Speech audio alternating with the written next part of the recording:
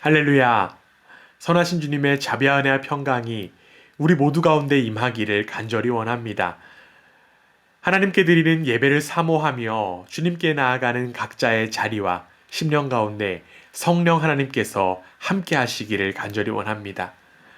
오늘 말씀의 제목은 하나님을 알아야 합니다.입니다. 우리 직접 인사를 나누기 어려우니까 댓글로 이렇게 인사하겠습니다. 하나님을 알아야 합니다. 이 세상에서 가장 불행한 삶이 무엇일까요? 날마다 끼니를 걱정해야 하는 가난, 사업의 실패, 병이 드는 것들도 불행한 인생이라고 할 수 있습니다. 그러나 가장 큰 불행은 하나님 없이 사는 삶입니다. 이 땅에 태어나 부모님을 모르고 자라는 아이들이 안타까운 상황에 놓이듯 피조물이 창조주를 모르는 것만큼 불행한 일은 없습니다. 하나님께서 우리를 이 땅에 살게 하신 것은 우리로 하여금 하나님을 알고 섬기며 살게 하기 위함입니다. 그럼에도 불구하고 대부분의 사람들이 하나님을 섬기면서 살지 못하는 것은 하나님을 잘 알지 못하기 때문입니다. 하나님을 잘 알지 못하는 이들은 허망한 것들에만 열심을 내며 허무한 삶을 살아갑니다. 구약의 선지자인 호세아가 활동하던 주전 8세기에는 이스라엘 백성들이 하나님을 알지 못하던 시기였습니다. 그러자 하나님은 화가 나서 그들이 고통을 받고 공허함에 몸부림치도록 내버려 두십니다. 하나님의 뜻을 전하는 사명을 가진 호세아는 이렇게 외쳐요. 호세아 6장 3절 말씀입니다. 그러므로 우리가 여호와를 알자. 힘써 여호와를 알자. 그의 나타나심은 새벽 빛같이 어김없나니 비와 같이 땅을 적시는 늦은 비와 같이 우리에게 임하시리라 하니라.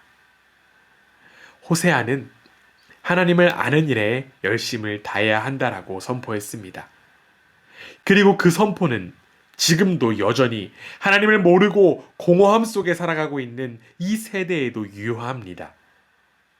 호세아 선지자의 외침처럼 우리는 하나님을 알기 위해 열심을 다해야만 합니다.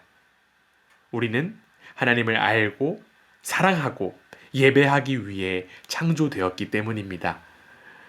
하나님을 아는 일에 열심을 다하는 우리 그라치 반석교회가 되기를 주님의 이름으로 간절히 원합니다.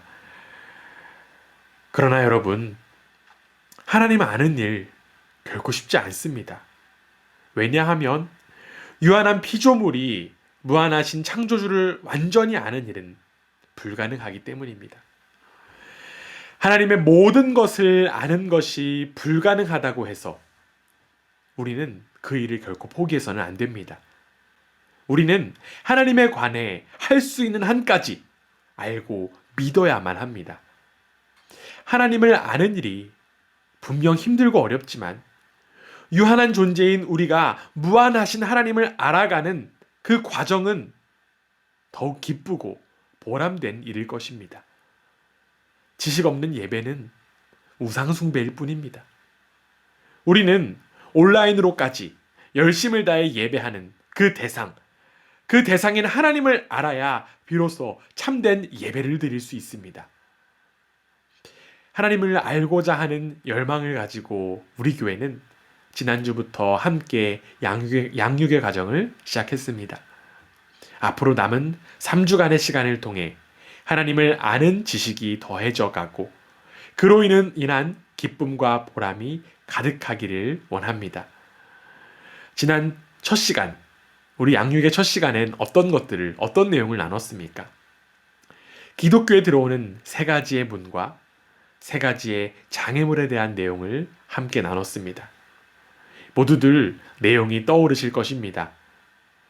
교회에서 예배드릴 때는 표정이 잘 보이지 않아 파악이 안 됐는데 여러분들의 눈빛이 흔들리는 것을 보니 나머지 공부가 필요하신 분들도 계신 것만 같습니다. 우리는 모두 여러 가지의 문을 통해 감사하게도 하나님을 알게 되었어요. 그러나 하나님을 알아가는 여정을 방해하는 장애물도 분명히 있습니다. 여러 장애물에 대한 이야기를 우리가 함께 나눴지만 저는 특별히 실존적 장애물이라는 그 주제에 대해서 이야기를 나누고자 합니다. 우리 인생은 겉으로는 다 멀쩡해 보이지만 내면에는 수많은 고통이 있습니다. 자신의 잘못된 선택과 실수가 불러온 고통이나 자신에게 불가항력적으로 닥친 고통이 있을 때 이런 마음이 우리는 듭니다. 어떻게 나에게 이런 고통이 있을 수 있을까?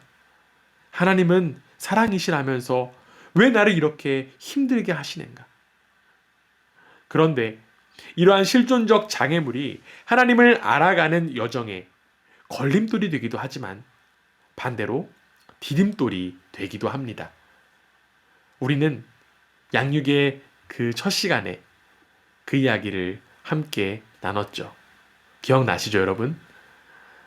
오늘 우리는 이러한 실존적 장애물을 가진 한 사람을 말씀을 통해 보게 되었습니다. 그는 바로 모세입니다. 모세는 이렇게 고백합니다. 오늘 본문 말씀 출애굽기 5장 22절에서 23절 말씀인데요. 이 말씀을 메시지 성경 버전으로 읽어보겠습니다. 제가 읽겠습니다.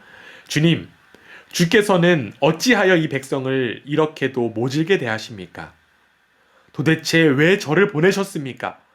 제가 바로에게 가서 주의 이름으로 말한 순간부터 이 백성의 사정이 더 악화되었습니다. 저들을 구하신다고요?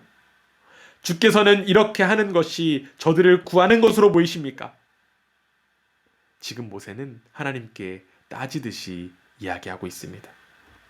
모세는 하나님의 명령에 따라 겨우 애굽 왕 바로 앞에 서서 이스라엘 백성을 광야에 나가게 해달라고 전했습니다. 그러나 하나님을 알지 못하던 바로는 모세의 요청을 거절합니다. 그리고 거절할 뿐만 아니라 이스라엘 백성들을 더욱 심한 노동을 가하도록 명령합니다. 계속적으로 하나님의 부르심을 거절하다가 끌려가듯 바로 앞에 선 모세가 이러한 참담한 결과를 맞으면서 어떠한 마음이 들었을까요? 더 심한 노역을 하게 된 이스라엘 백성들의 원망과 눈초리를 받으며 자연스럽게 모세는 하나님을 원망할 수밖에 없었을 것입니다. 이는 마치 더해져가는 고통 속에 일하시지 않는 하나님의 모습을 느끼는 우리의 심정과도 비슷할 것입니다. 그러나 모세는 이러한 실존적 장애물을 통해 하나님을 원망했지만 그것들 때문에 하나님을 향한 반대의 길로 나아가지는 않았습니다. 모세는 장애물을 디딤돌로 삼아 하나님을 향해 부르짖었던 것입니다.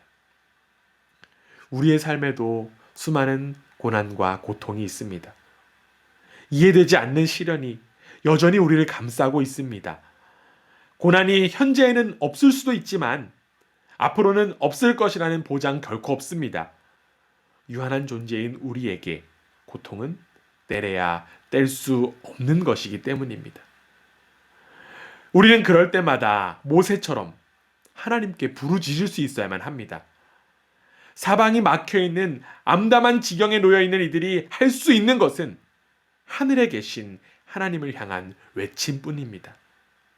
살아계신 하나님은 우리보다 우리의 상황을 더욱더 잘 아시고 우리의 신음소리까지도 들으시는 분이십니다.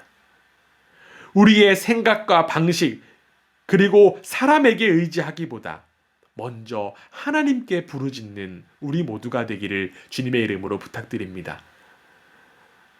비록 하나님께 원망과 탄원을 했지만 살아계신 하나님은 모세의 음성을 들으셨습니다.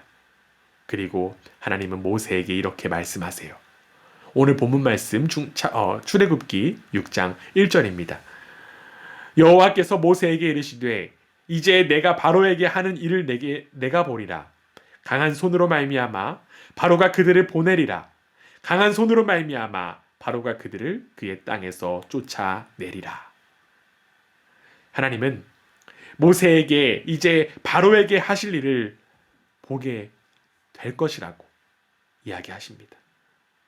방금 읽은 1절에 하나님의 대답을 살펴보면 반복되는 표현이 나옵니다. 성경에서 반복은 강조의 의미예요.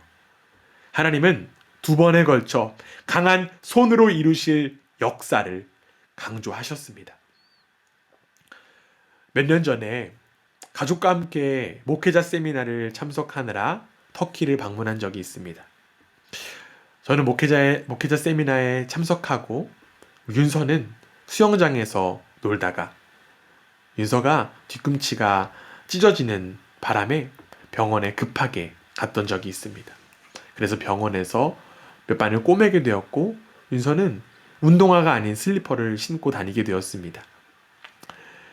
목회자 세미나 일정이 다 끝나고 이제 공항에서 돌아가는 그 시간에 공항에서 도착해서 이제 차에서 내렸는데 운전사분이 인도가 아닌 찻길에 우리를 내려주었어요. 물론 공항 앞에 도로는 차들이 아무렇게나 세워져 있었고 사람들은 타고 내리는 것이 참 익숙한 그런 분위기였습니다. 그런 그때 윤서 쪽으로 차가 빠르게 지나갔습니다.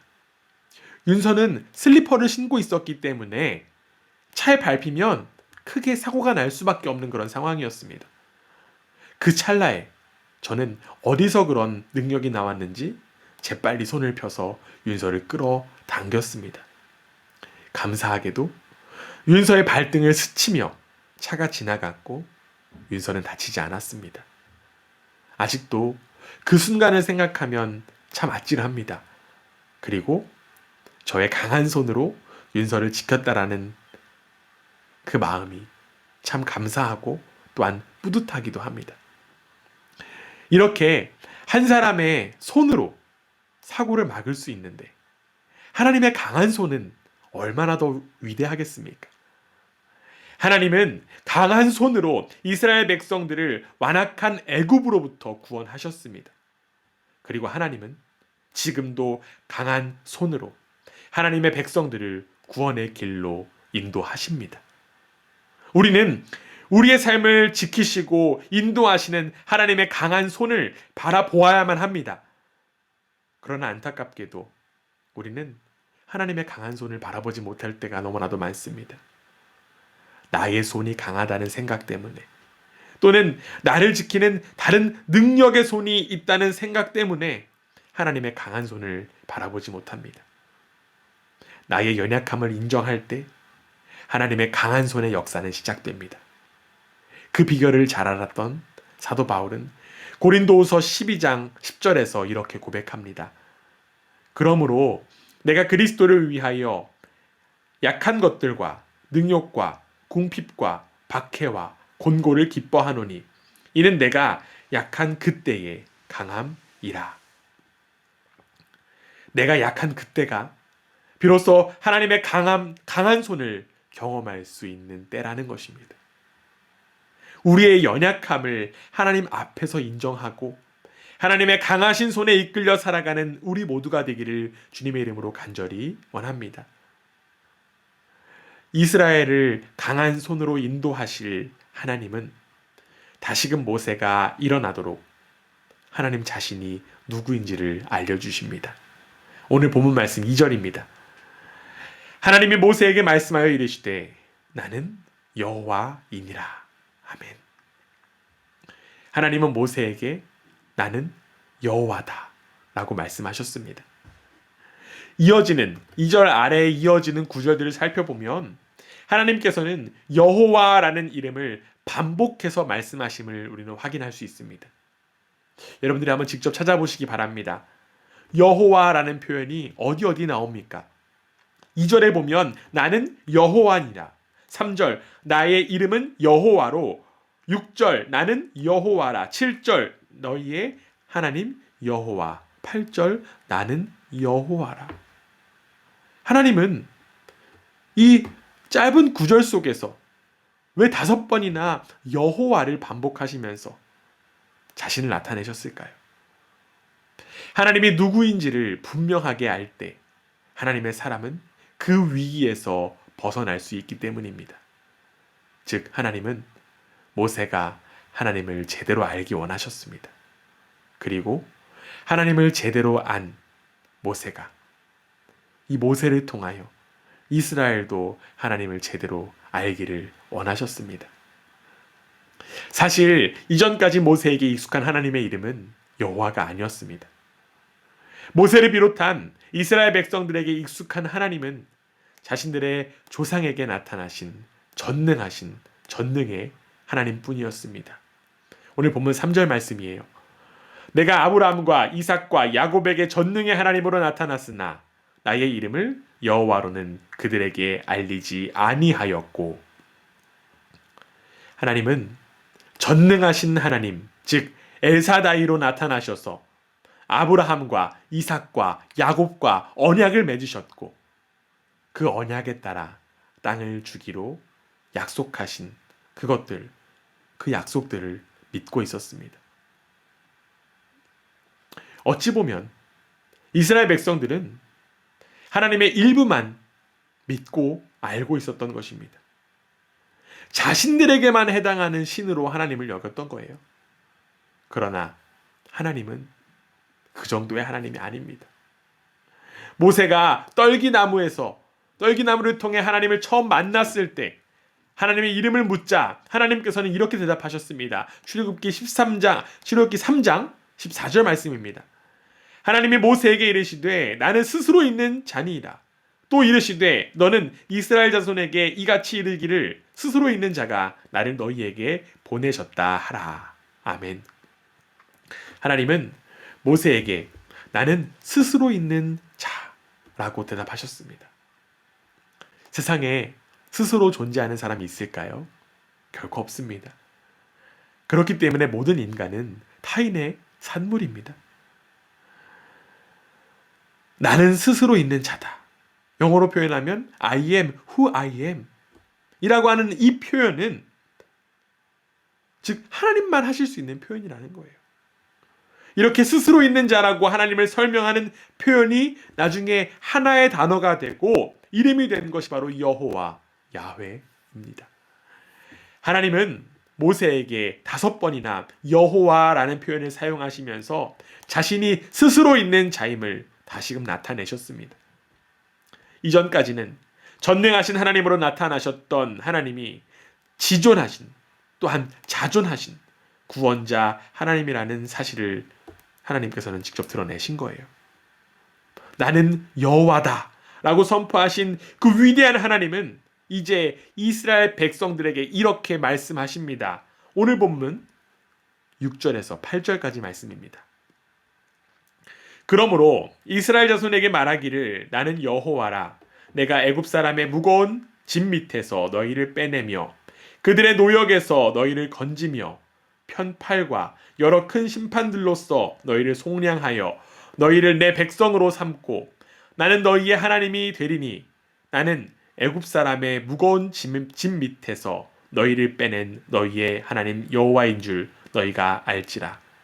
내가 아브라함과 이삭과 야곱에게 주기로 맹세한 땅으로 너희를 인도하고 그 땅을 너희에게 주어 기업을 삼게 하리라. 나는 여호와라 하셨다 하라. 아멘. 조금 긴 구절을 읽었지만 이 구절들을 통하여서 하나님께서는 다짐하셨고요. 이 하나님의 다짐을 통해서 우리는 하나님의 속성을 파악할 수 있습니다. 구절들을 눈으로 한번 따라서 확인해 보시기 바랍니다. 어떤 표현이 나옵니까? 너희를 빼내며 너희를 건지며 너희를 속량하여 너희를 내 백성으로 삼고 너희 하나님이 되고 너희를 인도하고 너희에게 주어 기업을 삼게 하리라. 여러분, 하나님께서는 총 몇 가지 약속을 하셨습니까? 스스로 있는 자이신 여호와 하나님은 자신의 모습을 7가지로 말씀해 주셨습니다. 우리는 여기에 7이라고 하는 숫자에 집중할 필요가 있습니다. 성경에서 7이라고 하는 숫자는 중요한 의미를 가지고 있기 때문입니다. 가장 대표적으로 천지를 창조하신 하나님께서는 세상을 7일 동안 만드셨습니다. 성경에서 7은 완전한 숫자예요. 땅은 동서남북으로 나뉘어지고 하나님은 삼위일체의 하나님입니다. 즉 땅의 숫자 4와 하늘의 숫자 3이 더해지면 완전한 숫자 7이 됩니다. 정리하면 지금 방금 읽었던 6절에서부터 8절까지에 나온 하나님의 7가지 속성들은 여호와 하나님께서는 하나님의 백성들을 위하여 완전하고 완벽하게 일하시는 분이라는 의미입니다. 이스라엘 백성의 구원을 위하여 완전하게 일하신 하나님은 결국 그들을 애굽 땅에서 나오게 하시고 가나안 땅으로 인도하셨음을 우리는 잘 알고 있습니다. 그리고 더 나아가 하나님께서는 우리를 구원하시기 위하여 가장 완전한 방법으로 일하셨다라는 사실도 우리는 잘 알고 있습니다. 애굽의 노예보다도 더욱 심각한 죄의 노예가 되어 죽을 수밖에 없는 우리를 살리시기 위하여 스스로 있는 자가 스스로 이 땅에 찾아오셨습니다. 요한복음 3장 16절에서 17절까지 말씀입니다. 하나님이 세상을 이처럼 사랑하사 독생자를 주셨으니 이는 그를 믿는 자마다 멸망하지 않고 영생을 얻게 하려 하심이라. 하나님이 그 아들을 세상에 보내신 것은 세상을 심판하려 하심이 아니요 그로 말미암아 세상이 구원을 받게 하려 하심이라. 아멘. 인간의 몸을 입고 오신 예수님은 십자가에 달려 죽으심으로 우리는 구원을 받았습니다. 어떠한 죽음도 우리의 죄를 대신할 수 없습니다.